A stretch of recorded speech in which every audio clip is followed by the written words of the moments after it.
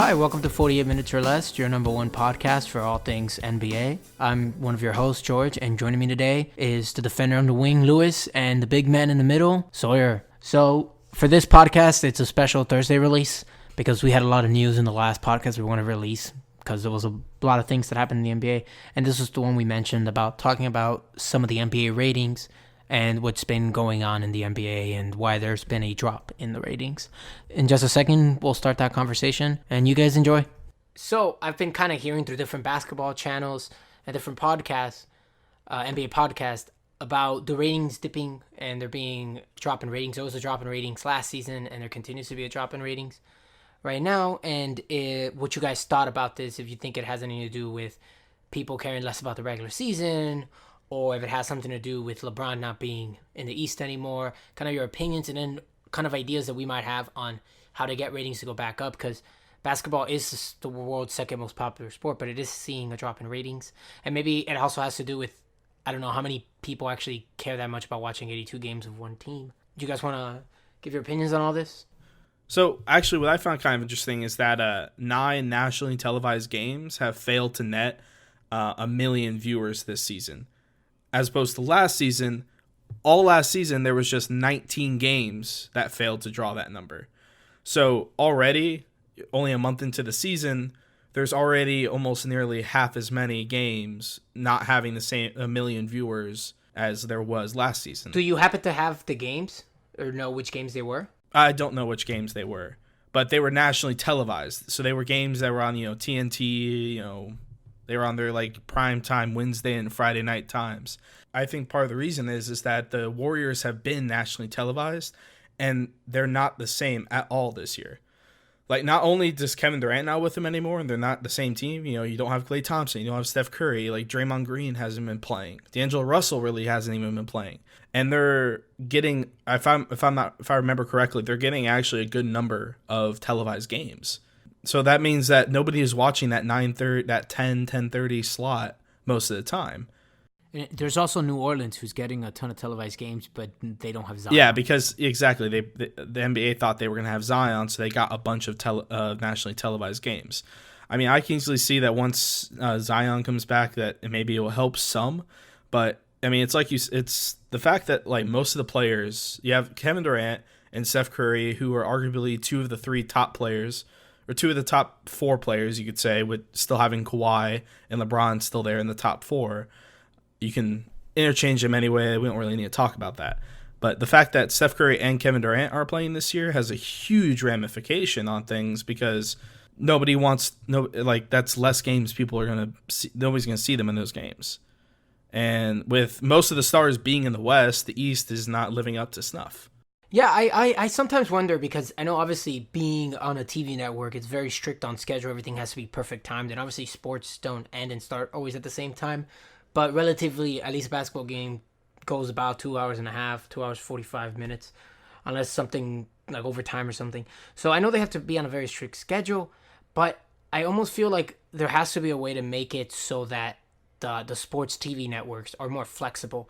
So, for instance, you had the Pelicans with 30 national televised games, but obviously Zion getting injured, half of those games are now completely, no one's going to be watching them. And there was a way to put in other games, because if this was let's say and the NBA had a deal with Netflix would just be oh, so we're gonna actually release on Netflix this Pelicans versus Toronto game, but now we're just gonna release Lakers versus, I don't know, the Utah Jazz or something like that.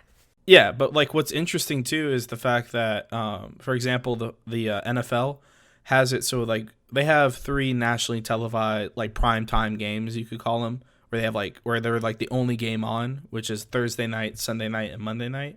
And the Sunday night game, they allow the flexibility towards the later part of the season to be able to swap that out with a higher profile game if necessary. If there's a game that has a more higher profile, more interesting game, they'll move it instead of being on. If it was on, because normally games are played on Sunday, so if the game is already at 1 or 4 o'clock, they would just move it then to 8 o'clock or 8:30 or whatever, and put the other game earlier. They have that flexibility in it, and I think the NBA needs to have something similar.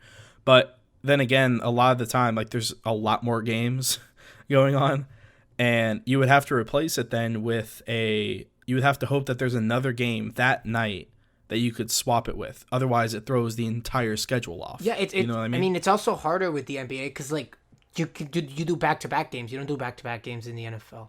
So exactly. Like, what if they were supposed to play at 3 p.m. on a Sunday because then they play back-to-back the next day at 7 p.m. on a Monday, and then you're trying to move them up to now a 7 p.m. Sunday game, and then they have to travel for another road game that next Monday, and that just makes it really hard.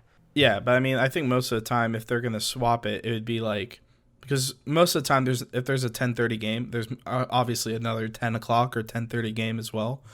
But I just think overall, I think it's just the logistics of it, because you have to think you have there's certain broadcasters that will be there for certain things, and the camera crews and everything. So there's probably a lot more logistics going on when it comes to that. For me, it kind of comes to the idea that, like, say the Pelicans, they knew they had like 30-something televised games, and I'm like, hey, Zion's out, so we're just going to remove all your televised games. Like, people tend to go more to games. Like, filling up your stadium is going to be more likely when people know that game's going to be on national television. So it's kind of messed up to just take it away because one of your players got injured. But granted, I guess if they could do it to every team, maybe it could create some type of equilibrium in that sense. I do like the idea, like what you mentioned, sorry, about the NFL, where like 2 years ago, I think we recently talked about this game in one of our pods, where the Nuggets and the Timberwolves went up against each other, and then whoever won that game would make it to the 8th seed. That game was not on national television. So if there was a way to get that game specifically on national television, right? Or say like Dirk, for example, he never officially announced he was going to retire last year, but so maybe the NBA didn't account for that. But then during the season, if, say, it's looking like he's going to retire, they could get his last game on national television.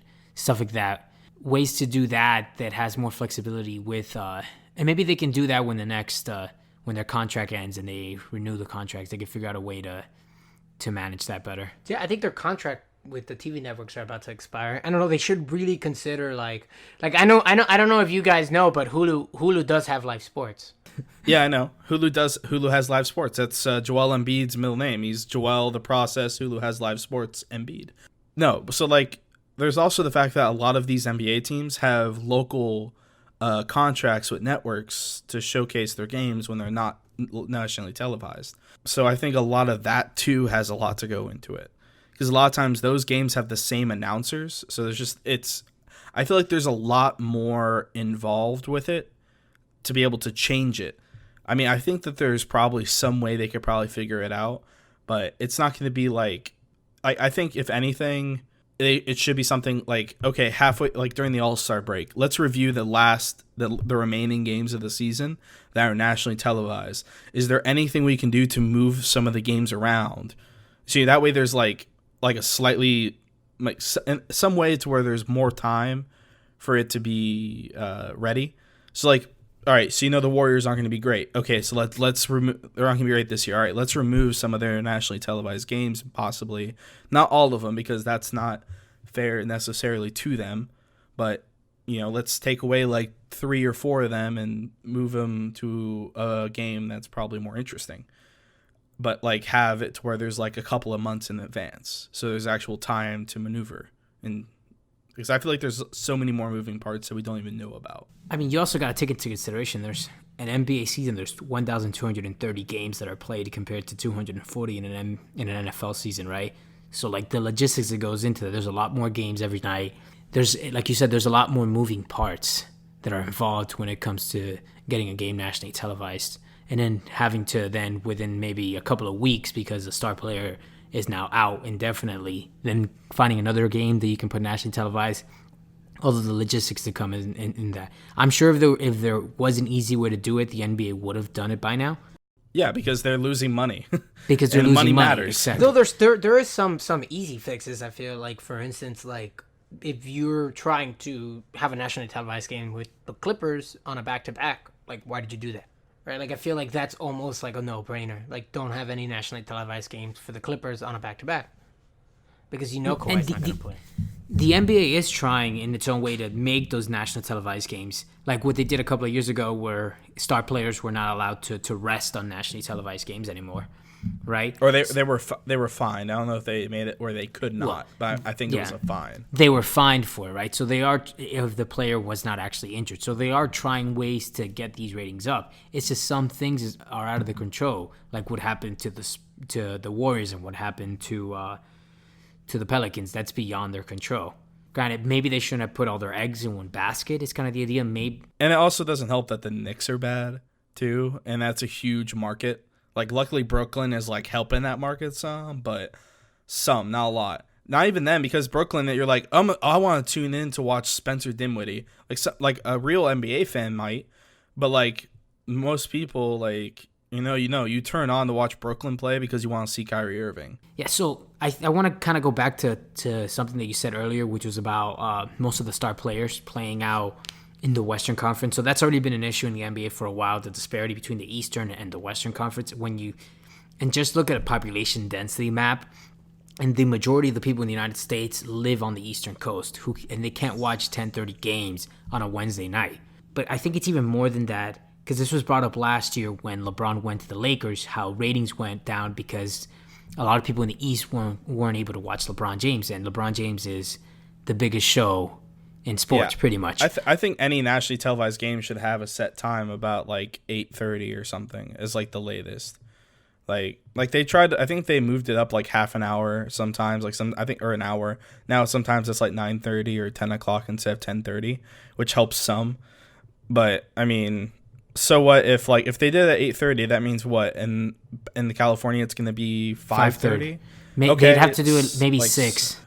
Yeah, so like that's the thing, is like maybe 9, I guess, is like the latest. Or maybe one way they could work around that is having the nationally televised games for the Pacific teams could be specifically on Fridays or Saturdays only. So even if they do 10:30, people are more likely to stay up. The problem with that is most of the better teams are there. So now you have teams. You're limiting how many times you can show them a year is kind of the problem. Yeah, you got to think about the fact that like the Lakers and the Golden State Warriors had like pretty much like half their games nationally televised. And it just so happens, at least the way that the NBA is currently set, where 6 of the top 10 players in the NBA all play on the Pacific Coast. It's not even they play in the Western Conference.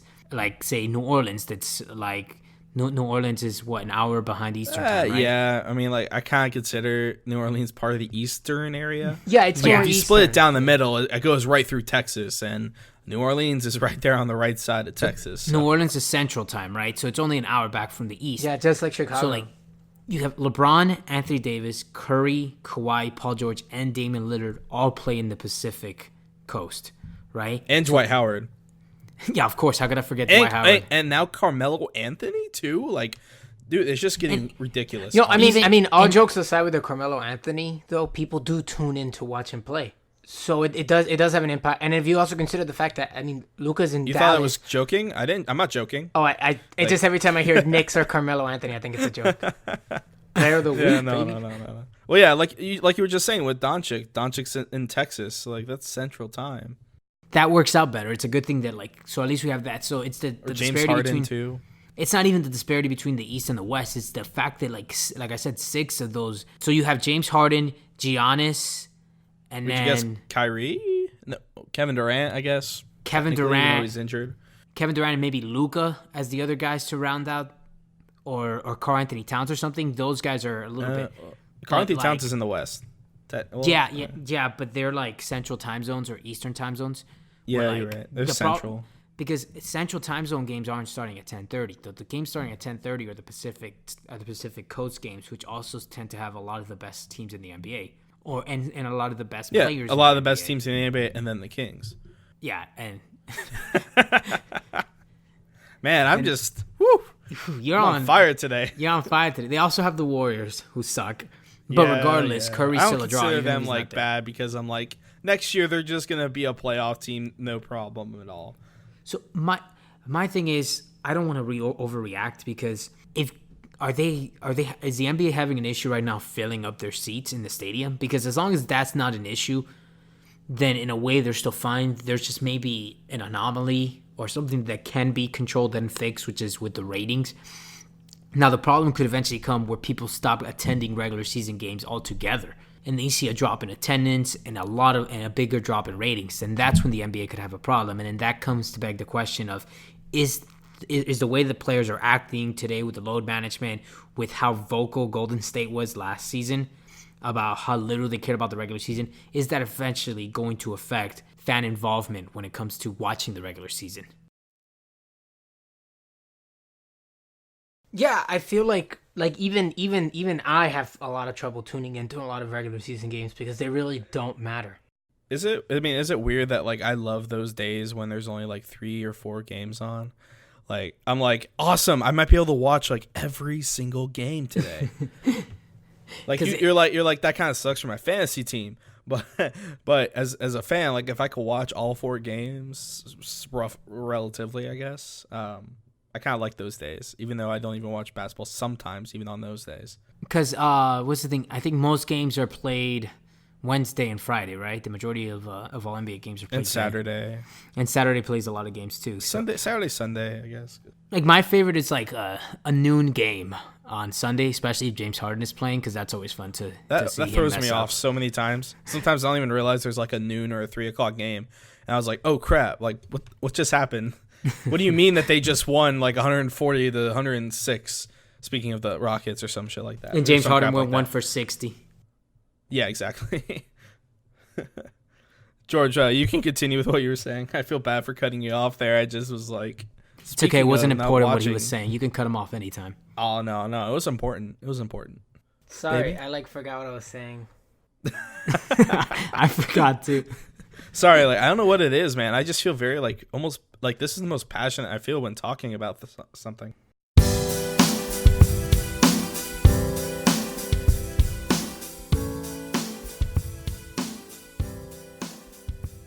I mean, I think if you ask casual fans and if you ask hardcore fans, pretty much no one cares anymore about the regular season. And that has to do with just the way the NBA has been constructed. And the NBA has been constructed this way for many, many, many years. But it's different when players are now verbally saying they don't care about the regular season. You have players like Draymond Green pretty much saying, I take it easy during the regular season because all that really matters is a 16-game playoff run. You know, and so when players are also saying what we've already always felt, it just adds on to it. It's like, why do I want to tune in on a Tuesday night to watch this game that at the grand scheme of things don't really matter? Sometimes, and a lot of regular season games aren't good. I mean, we had the Boston Celtics Clippers game that was really, really intense, and you can tell the players really cared, and they were working their asses off, and they were playing really good basketball. But a lot of times you'll have like LeBron James was like a case for this when he was playing for the Cavs. He would just sort of take it easy during the regular season. And so it's hard to even want to tune in to see these stars play when they're just taking it easy, or they're sitting out, or they're resting, and because they just know that they can afford to lose a game here or a game there. I think that could change if they added different incentives to seeding, to incentives to the regular season, like a better seed means better draft odds, or different, or like the little tournament idea during the season for like money incentives and stuff, as well as maybe shortening the season, because when you have an 82-game season and you know, like, you're in the East, you really only have to win 37 games or so to make the playoffs. It's kind of really hard for a good team like the Bucks to go out every night and try to get that W when they know they can sit out for a couple games or take a break here, or even go on a 10-game losing streak and still make the playoffs. There has to be restructured. I think the length is affecting that people don't care about the regular season. I think the players themselves not caring about the regular season is affecting fan involvement. I think it does affect the integrity of the NBA. And even like what you said about like it's so easy in the East. Like the fact that so like if I go right now to watch the Magic play, they can lose every single game I go to because just they tend to lose more than they win. And yet that team can still make the playoffs kind of speaks to like the level of play in the NBA, and maybe the level of caring, not just by the players, but by like the front offices and how much they're actually putting in. So like in football, where one game is about 6% of your total season, right? It's a little bit over 6%. One game in basketball is only a little bit over 1% of your total season, right? So the idea of like, if we can bring that number down to maybe 60 games so that players and front offices realize, oh, I need to actually win these games, and every game from the beginning of the season to the end actually matters. I mean, a perfect example of it, if you look at college football versus college basketball. Like if your college football team loses one game, they can pretty much that be the end of their season. And Yeah. and in college basketball, yeah, March Madness is really popular, but the rest of the season is really not that popular. You can lose a bunch of games, and then you have all the 64 teams playing for the tournament. So it's just like you can afford to lose a lot of games because people just don't tune in because the games don't matter. And I mean, in college football, you can. I mean, in NFL football, you can lose more games than in college football, but it's still that same thing where games matter more and your division record matters more. I mean, even why do we even have divisions in basketball? Like they don't really matter that much. Back in the day, they used to matter when if you won your division, you were instantly given home court advantage, but they took that away a couple of years back. So they don't really matter. It also affects the number of times that you play a team as well. Those division teams tend to be teams that are closer to you, and so you would ideally like to be closer to teams that you would like to play the teams that are closer to you more often because that's less travel. I don't know. It almost I feel like that made more sense back in the past, but now it's like travel's annoying, yeah, but it's not as hard to travel anymore. Yeah, remember players nowadays don't have to walk in 20 feet of snow like they did back in the 80s. Always remember that. Our players are soft today. You old head. Players too soft, man. I mean, do you guys have any ideas what the NBA could do to make people care more about the regular seasons? Because it almost seems to me like at least the NBA themselves, an organization, have done everything possible to make fans care less and less about tuning into a regular season game. And now that it's become an issue where they're sort of like losing, where they're trying to get more people to care about the regular season, what can they do to create that incentive for us to want to tune in and watch? Because like I said, we're basketball fans and we have trouble tuning into a lot of these games. So I think one way is to improve the way that fans interact when they're actually watching games live, in the sense of like, say you're watching a nationally televised game from your TV, and you know how like American Idol or like Dancing with the Stars or whatever, they have where fans can text in and they can vote in, right? So they could have, while there's nationally televised games, they could have things happening to TV, like say the idea. I think I was listening to one of these podcasts and they brought it up, the idea that like fan involvement with referee calls, right? I think it was Thinking Basketball was talking about it. That there are ways, say the ref calls a foul, and then they could ask the fans, and if it's a nationally televised, they can ask the fans at homes, and we at home can actually grab our phones and vote in, oh, what was the foul? What should the call be? Should free throws be given, right? And we as fans can choose A, B, C, or D, and it can improve our interaction with the regular season, make us feel like we're more part of the game than just like watching it. So that's like a minor idea of ways that it can be an easy thing that the NBA can start doing to improve ratings. I don't know. What do you guys think about that? I don't know. I think if anything, maybe fan involvement in the stadiums would be a lot easier but than the problem like, isn't people the at stadiums, home. isn't people not going to games. It's people not watching games. The problem is people aren't watching games, yeah. Well, yeah. I mean, take for example the fact that Golden State the new arena that Golden State has. You could pay a ticket just to get in the arena, but you don't have a seat. But you can go to a restaurant in the arena and watch the game at that restaurant. Like there's an actual ticket you can buy to do that. Like that's crazy to me. That just seems kind of crazy. But I mean, they're kind of going for like the whole like experience of it. The fact of being there. I mean, I have issues with the Golden State's new arena, but that's besides the point. But I'm not really leaning toward like there are definitely things that could be done in arenas to make the fan experience better, like ordering concessions through your phone or making it easier to get in the arena, all this other kind of stuff, making it more interactive. But not everyone has the money. A lot of, I mean, look at the Lakers arena. Lakers sell out every night, right? But I mean, it costs a bunch of money to go see a Lakers game. How do you get fans at home to want to tune in to watch the Lakers? That's kind of what we're talking. Like, how can we interact with fans at home? Kids that can't go to a Wednesday that want to see a basketball game on Wednesday night, but they can't go to the arena because then they're going to get out too late and they have class the next day. How do you interact with the kids? How do we use maybe there's ways to like interact through Instagram or Twitter, like basketball, NBA Twitter is really big. Maybe ways to be more interactive during the game. I mean, there is, and it's kind of a weird thing to say, but there is always gambling with the idea of people betting who's going to take like the next shot or who's going to score the most points in this quarter. Like, I guess like you don't have to make it gambling. You can kind of have it where it's like a thing at home. Maybe they earn like points for it or something. I mean, yeah, people already gamble and bet on stuff like that already, but it's not.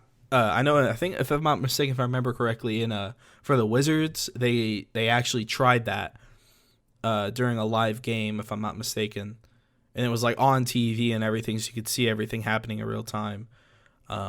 I think it was last year. Like different. So it's kind of the idea where like I mentioned, where like you can go on your phone and stuff, like ways that you can interact. Like, how about if they ask fans? I mean, this is like a little bit far fetched, and I don't think it's ever gonna happen. But like, you're watching a game and then they ask fans, "Hey, which player should the coach bring in next?" Right?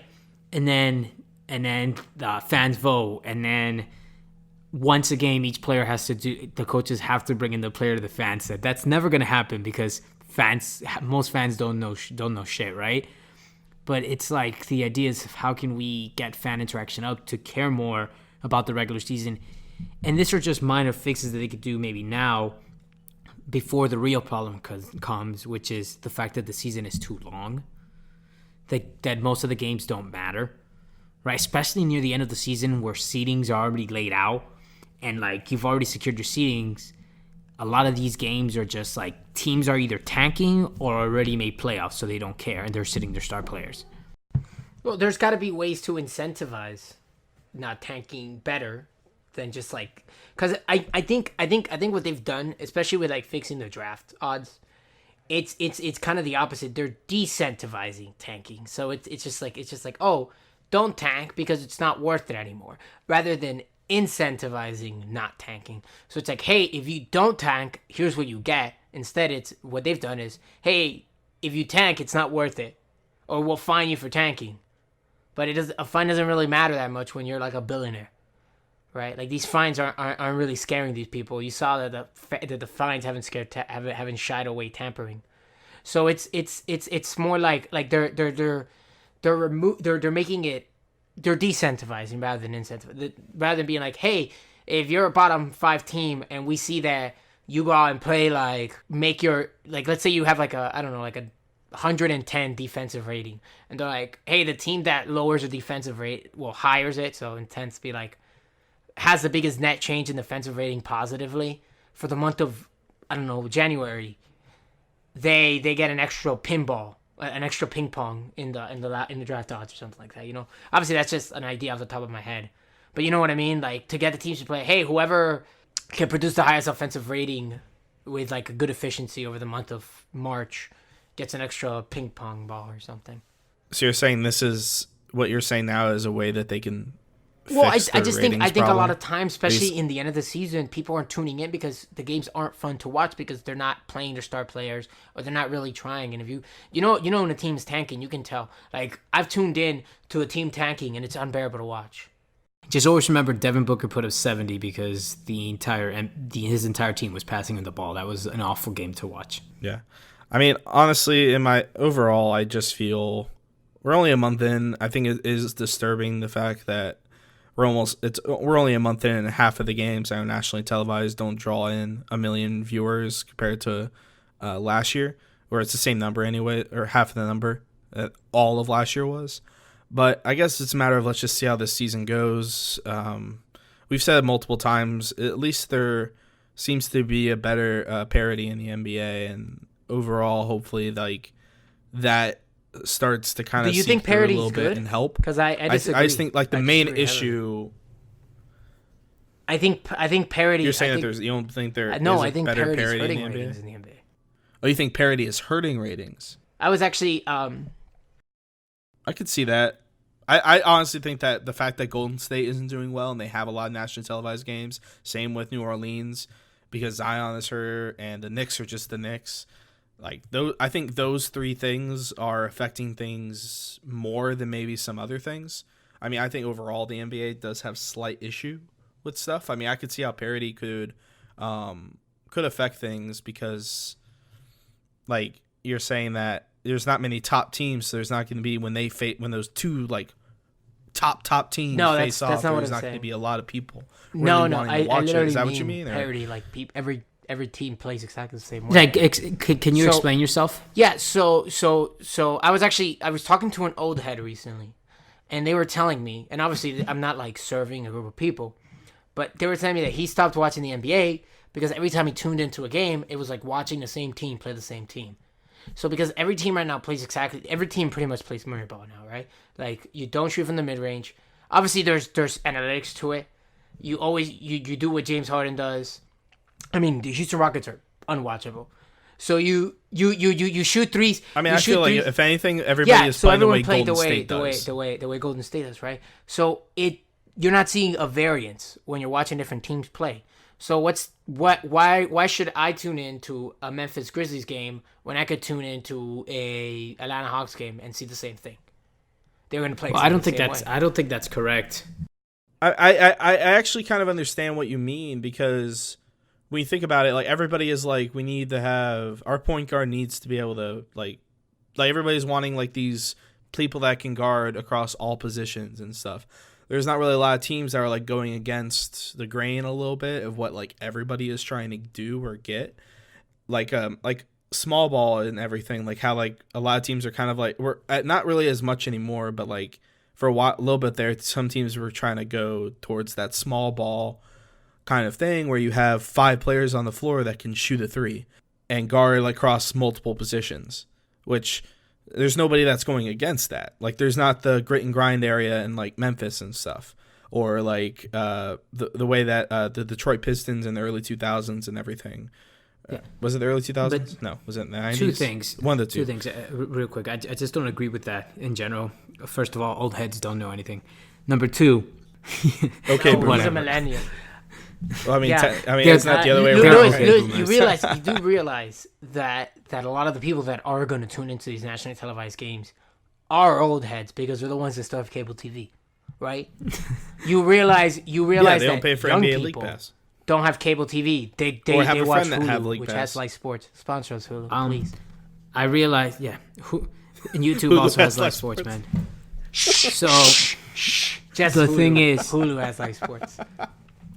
it's the Yeah, that's the thing. The thing is that Hulu has live sports. Shameless so- promotion. Sponsor Exactly. us. okay. So the thing is, okay, guys. Unsponsored, really. So the thing is, while teams generate basically, so like right now, I think it's like around 38% of all shots are coming from 3, which is more than 1/3 of all shots, right? And that's the average this year. It's the highest it's ever been, right? The teams, while they might shoot layups and limit mid-range attempts and shoot threes, that might be the same. The way that each team does it is different.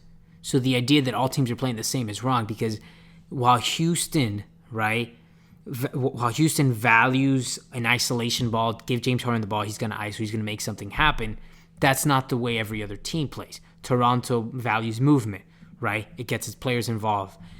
Phoenix right now, Devin Booker runs a ton of backdoor cuts, right? So there's different ways that all these teams, while they generate maybe the same look, like the same basic profile of shots, the way the looks that they get, the way that they get those shots isn't the same. So the idea that all teams are playing the same is incorrect, right? The second thing is, if you're talking about a team that wants to go against the grain, you forgot about the New York Knicks.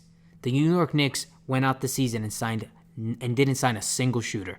The New York Knicks are trying to go up against the grain. They believe, we were talking about the New York Knicks that ran the triangle offense in this decade, right? I actually going heavily, against I the actually grain- heavily going against the disagree. grain- I actually heavily disagree with you because the most important position currently in the NBA is small forwards, and I feel like they sound and big wings, and I feel like that's all they were looking for this offseason. No, the most important position is wings, not power forward. That is true. No, the most important position is anyone that can guard between 2 to 4. If that one player can guard between 2, 3, and 4, which is shooting guard, small forward, and power forward, Like, then take they're highly Marcus- sought after. Take Marcus Sought Smart, after. who's a 1, but he can guard 1 through 4. 1 through No, 4. he 3. can- I mean, Have you seen him on a small Porzingis? 4. He like nails Porzingis down. oh yeah, Yeah. he plays bully Or ball. like, So and it's why the argument that like why Minnesota even though they lost Jimmy Butler, you can argue that Rocco, right, is better than Zach LaVine and Lauri Markkanen if they had kept that, because Rocco can guard multiple positions. And that's more valuable when you're talking about a championship team. He could play. Yeah. The fact What does he that can have play to do with and the guard NBA's multiple rating? positions is really helpful. Nothing. But this is about your point that, like, about people not watching. The people that don't. If somebody. Well, no, I think it affects the casual fans, because, like, from a casual fan's perspective, It's it the looks same. like everything Similar, is yeah. similar. You, and you the gotta same. you gotta think about it through a casual fan's perspective, which are the people that are more likely tuning in for these nationally televised. Most of the people tuning into nationally televised games, like a lot of the hardcore fans are like, oh, it's a nationally televised game, but I really want to see the Atlanta Hawks because they're my league pass team. Yeah, I understand that perspective. Where they're on my fantasy team. Trae Young's on my fantasy team, stuff like that. So obviously the ratings problem is something that obviously, like, we can't fix because we don't work in the NBA, but that there's different techniques and we think there's solutions here. But there's something that has been worrying me, and I'm seeing a trend, and it deals with Michael Jordan. And when Michael Jordan was nearing the end of his career, ratings in the NBA dropped. And then ratings in the NBA were at an all-time low till a player known as LeBron James started coming up in the NBA. And he had a lot of publicity behind him, a lot of media behind him, and it started bringing ratings up. And then ratings for the NBA have peaked in LeBron James's ascension. LeBron James is nearing the end of his career. Last year was a down year for him. He's getting older, and his time in the NBA is coming down. I mean, in 5 years, I don't think LeBron James is still going to be in the league. So, and it's following the same trend where now ratings are starting to go down and down. Do you think ratings are going down because LeBron James is nearing the end of his career? And do you think it has anything to do with the fact that the NBA as an organization has constantly just pushed out like a face of the NBA rather than teams? It's always been like, oh, he's the face of the NBA. He's the face of the NBA. He's the face of the NBA. And it almost seems like they were trying to do that with Zion, giving him 30 nationally televised games in his rookie season, except he just got injured. So it almost seems like they were trying with Zion to then make him the new face of the NBA. And we're seeing this with the way they like news is spread.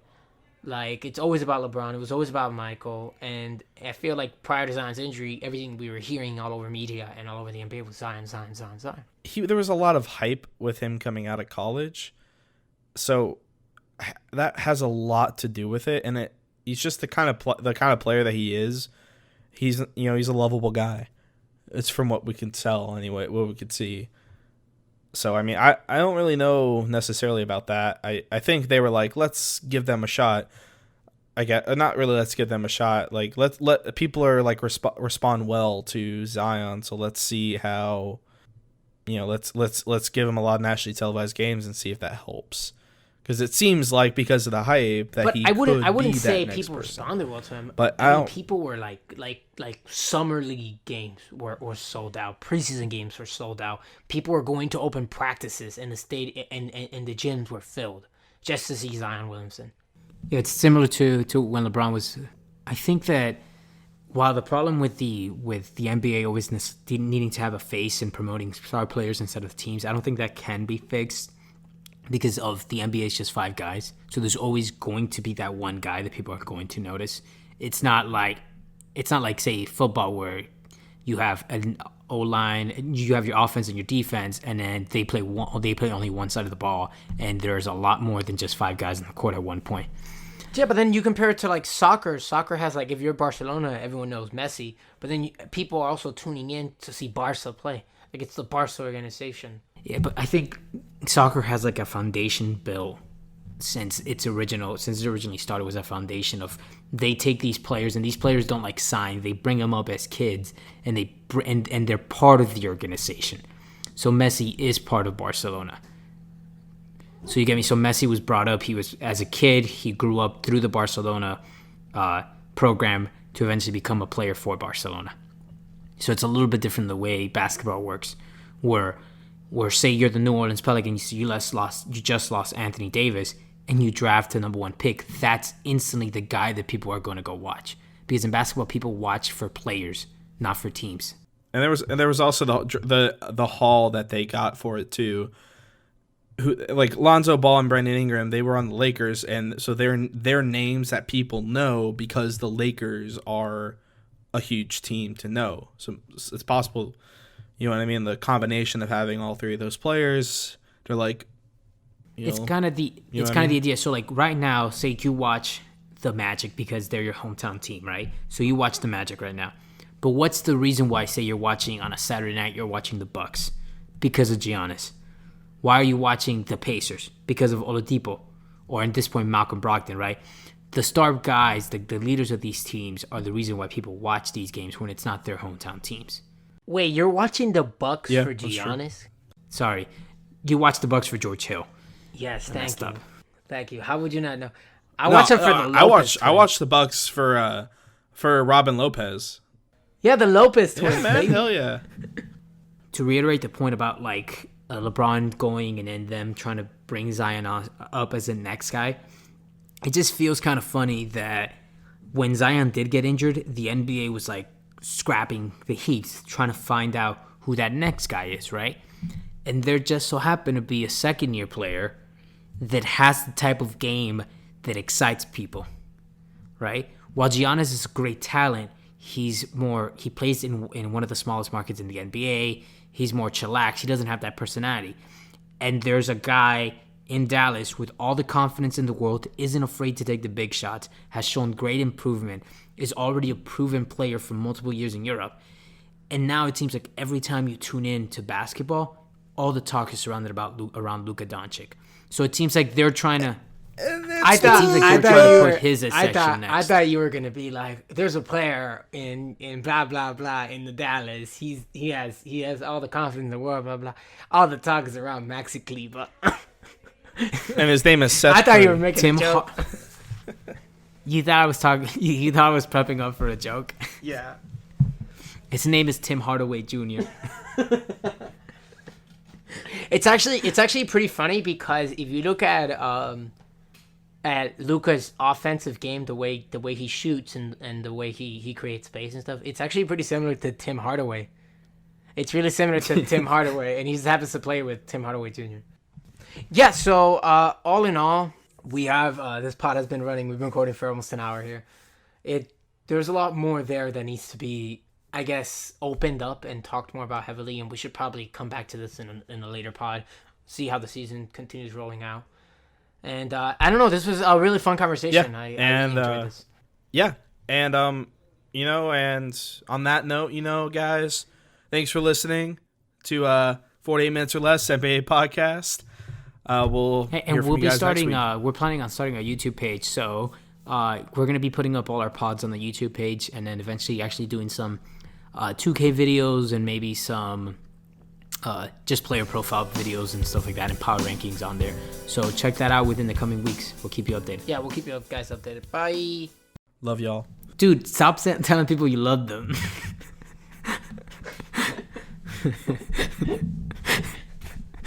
Bye. I love you.